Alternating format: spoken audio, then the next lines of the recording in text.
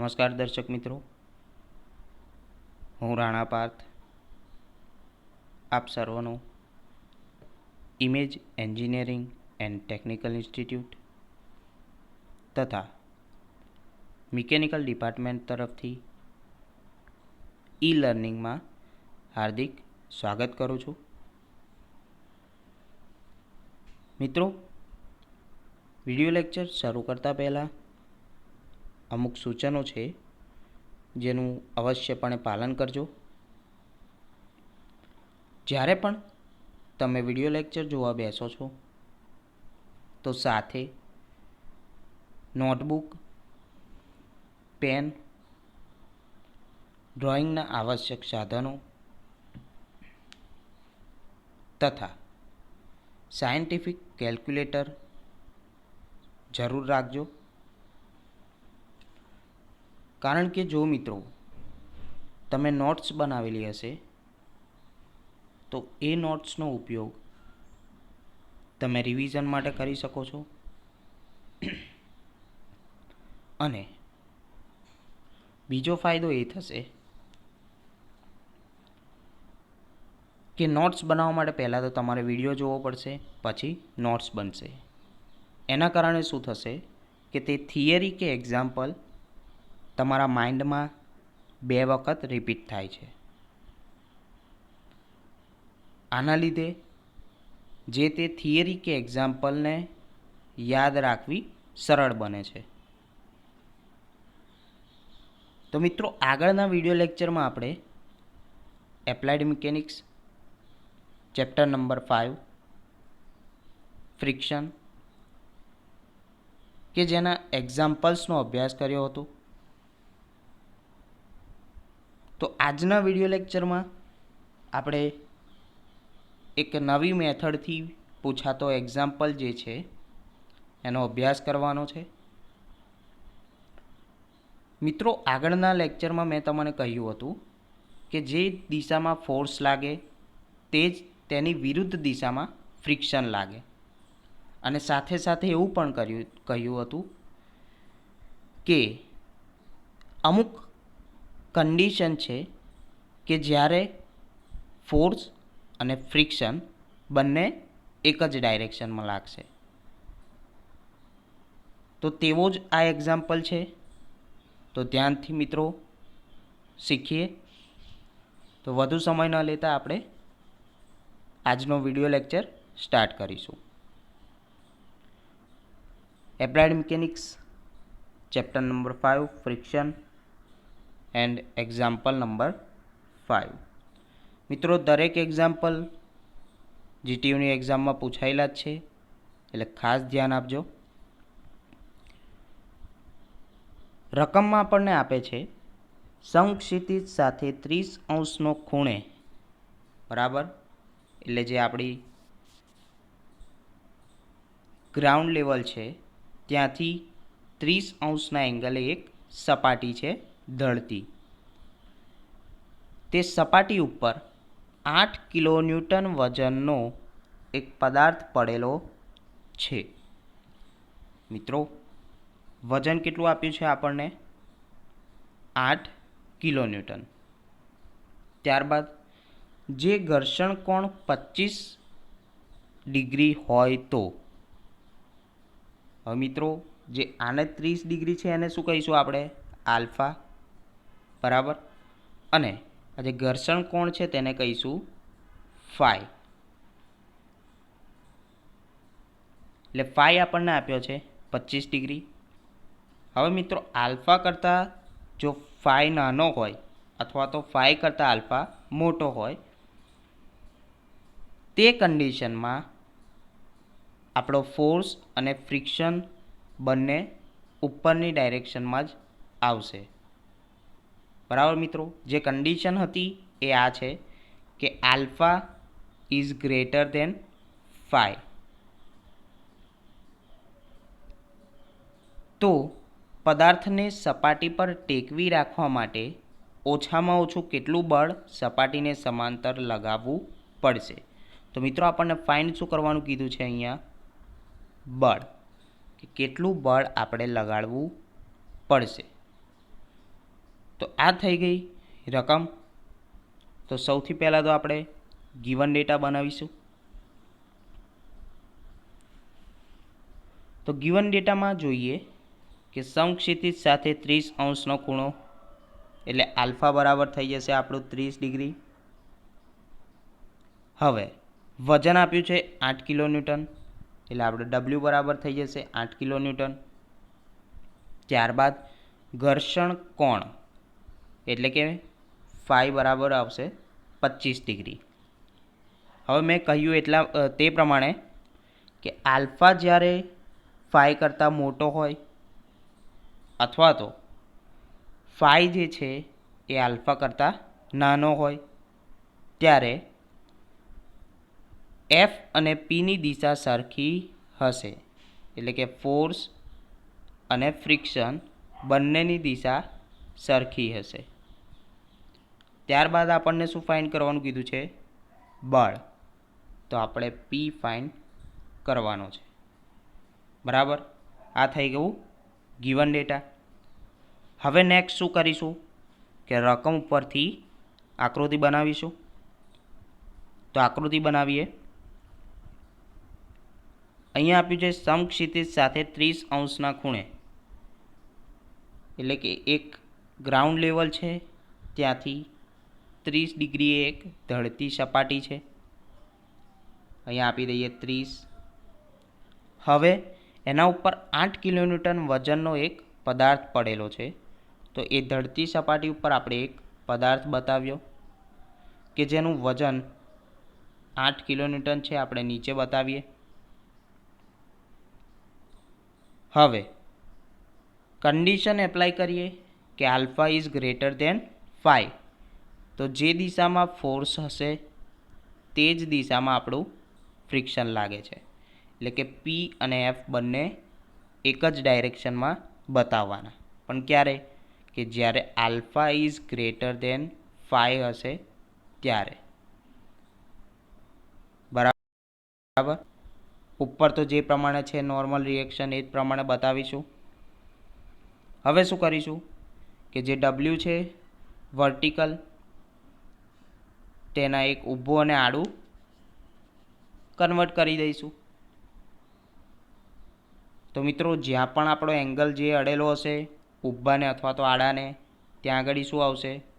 Cos અને તેની સામેની બાજુ સાઇન આવશે. તો અહીંયા કોને અડેલો છે? આ લાઈનને અડેલો છે એટલે અહીંયા શું આવશે? કોસ. અહીંયા થઈ જશે 8 cos 30°. તો હવે સામેની બાજુ શું લઈશું આપણે? સાઇન લઈશું. એટલે શું થઈ જશે? 8 sin 30. ક્લિયર? જે આપણે ડબલ્યુનો વર્ટિકલ અને હોરિઝોન્ટલ કમ્પોનન્ટ કન્વર્ટ કર્યું.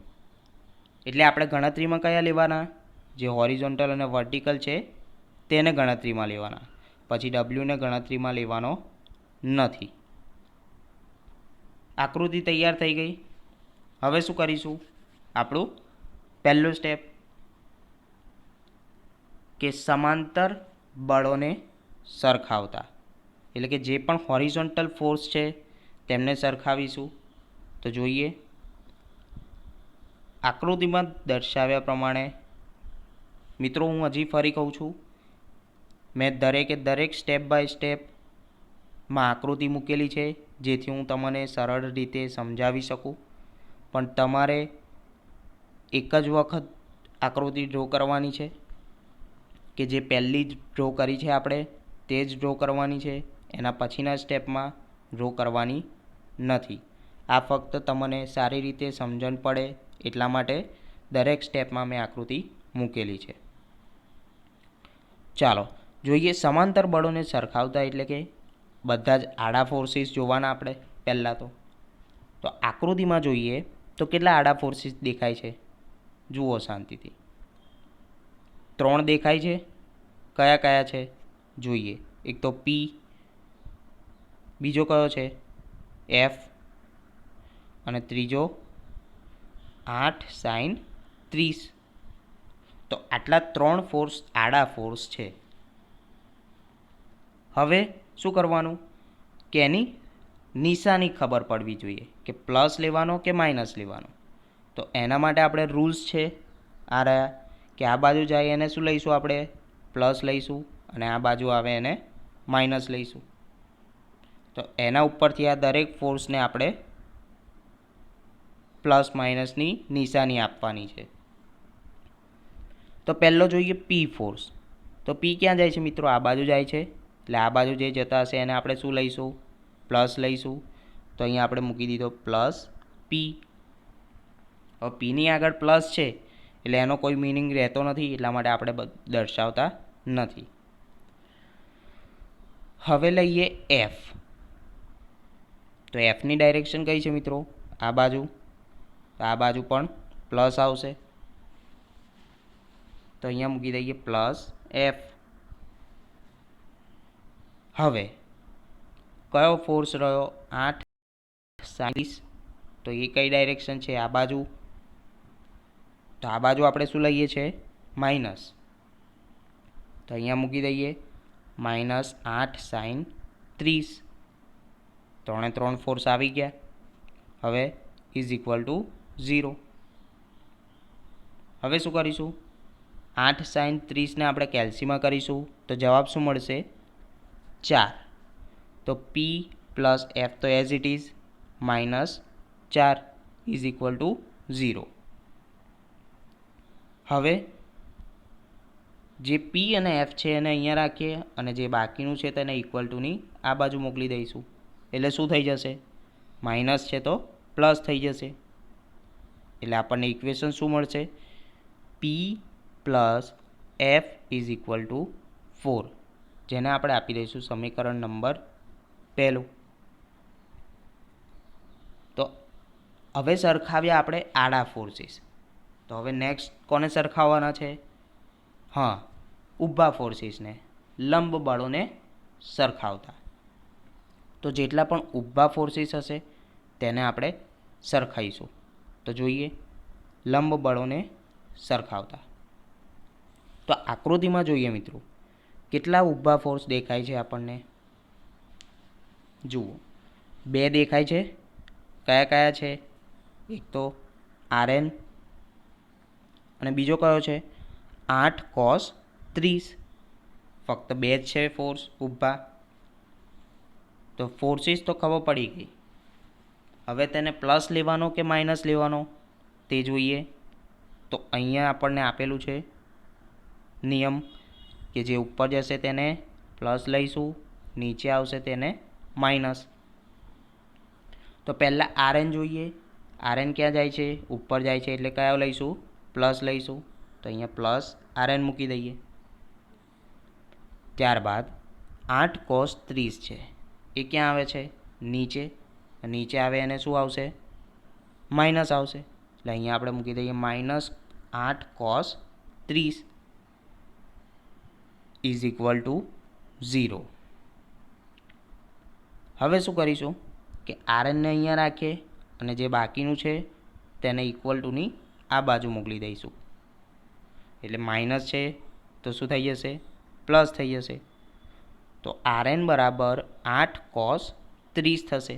તો 8 cos 30ને આપણે કેલ્સીમાં કરીશું તો આપણને આ જવાબ મળશે. Rn બરાબર 6.9282 કિલો ન્યૂટન. હવે અહીંયા મેં કિલો ન્યૂટન કેમ મૂક્યું છે? કારણ કે આપણને વેટ શેમાં આપેલું છે? કિલો ન્યૂટનમાં. બરાબર. અહીંયા જો ન્યૂટનમાં આપ્યું હશે તો આપણે ન્યૂટન મૂકવાનું. તો એને આપી દઈશું સમીકરણ નંબર 2. હવે મિત્રો બંનેને સરખાવી દીધા. હવે આપણું નેક્સ્ટ સ્ટેપ કયું હતું? કે પેલું સૂત્ર મૂકવાનું. કયું સૂત્ર હતું? મ્યુ બરાબર એફ ભાગ્યા Rn. તો જોઈએ.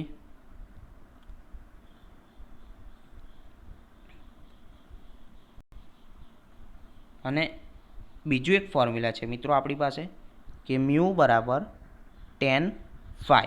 તો મ્યુ બરાબર આ તો છે જ, પણ મ્યુ ફાઇન્ડ કરવો પડશે કારણ કે મ્યુ આપણને આપ્યો નથી એક્ઝામ્પલમાં. તો મ્યુ બરાબર tan phi એક ફોર્મ્યુલા છે. હવે phi આપણને આપ્યો છે અહીંયા 25 ડિગ્રી. તો tan 25 ડિગ્રી કરીશું તો આપણને મ્યુની કિંમત મળશે 0.46. હવે મ્યુ ફાઇન્ડ કરી લીધો. હવે તો મળી જશે. તો અહીંયા મેઇન સૂત્ર આપણે મૂકી દઈએ, મ્યુ બરાબર એફ ભાગ્યા આરએન. તો મ્યુ કેટલો મળ્યો? 0.46. એફ અહીંયા એઝ ઇટ ઇઝ, અને આરએન કેટલો મળ્યો હતો આપણને ઉપર?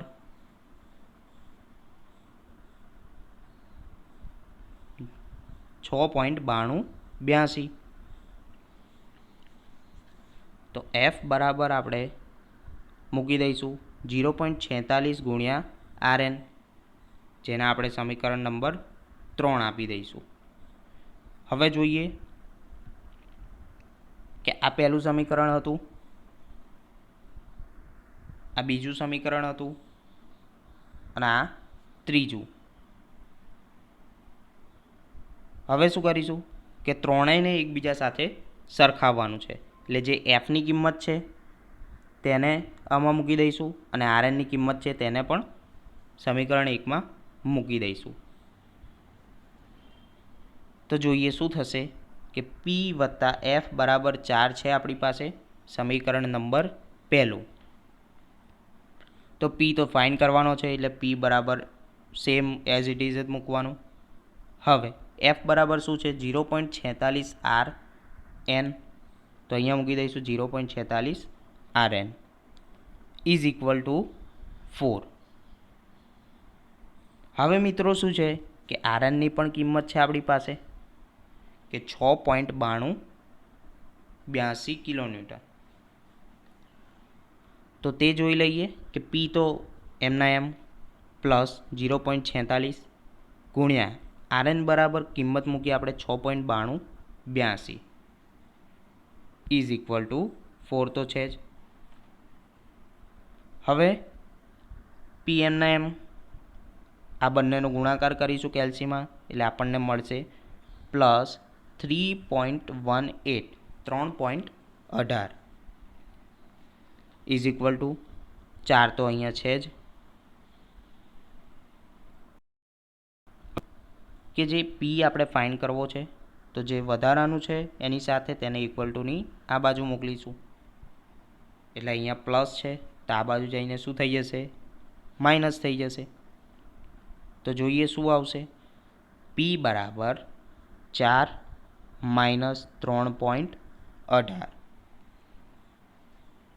હવે કેલ્સીમાં આપણે બાદબાકી કરીશું તો શું મળશે? પી બરાબર મળે છે 0.81 કિલો ન્યૂટન. તો મિત્રો આપણને આ પીની વેલ્યુ મળી ગઈ છે.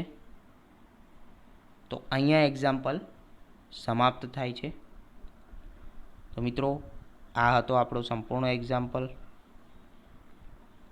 આખા વિડિયો લેક્ચર દરમિયાન કોઈ પણ ક્વેરી હોય કે કોઈ પણ ક્વેશ્ચન હોય તો તમે સીધા મને પૂછી શકો છો. આવા નવા વિડીયો સાથે આપણે મળતા રહીશું. Take care. Thank you for watching.